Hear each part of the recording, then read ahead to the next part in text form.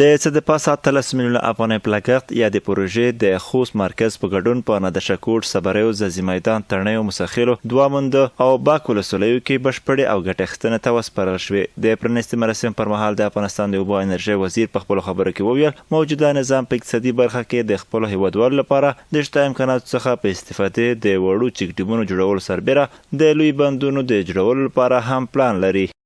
اسلامي امارت توجه وکړه چې موږ هغه غټ بندونه چې زموږ اوبو هغه ته بهیږي نورو هیوادو ته هغه موږ باید مهر کو مدیریت یې کو. نو د هغې دپاره الحمدلله د بند کمال خان هغه یو حیاتي پروژه ده هغه اوس دا تکمیل شوی ده. هغه بند مخکې ورځو کې هرات کې یو څه زموږ اوبو بهېدلې هلته د ایران خواته نو د پاشدان بند تقریبا هلته په هغه باندې 114 میلیونه بودیجه په هغه باندې امریکایي ډالر راځي هغه افتتاح شوه.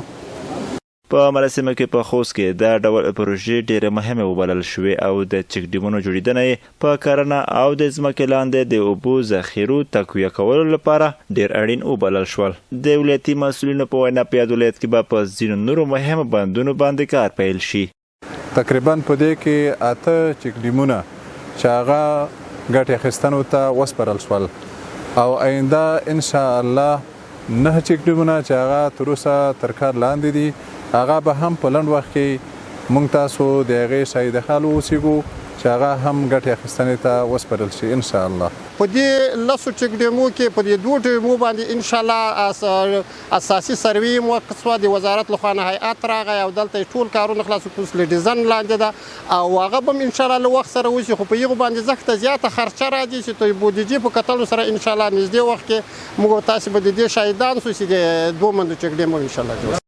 د کارپوهانو په وینا د کرنیز اقتصاد په برخه کې دا ډول پروژې ډېرې اړینې دي او که په بېلابېلو سیمو کې دا ډول ټولګټې پروژې پلې شي افغانستان به ډېر ژر په کرنیزه برخه کې پر ځان بسیا شي. یاد چک ډیمونه د اوبو او انرژۍ وزارت په مالي لګښت داسې مهال ګټې اخیستنې ته سپارل کېږي چې په خوست کې د مزغوره د ترنیو نریزي تورکاڼي او ځینو نورو لویو بندونو جوړېدنه د یاد ولایت د اوسیدونکو د اوږدمهاله غوښتنو څخه دي.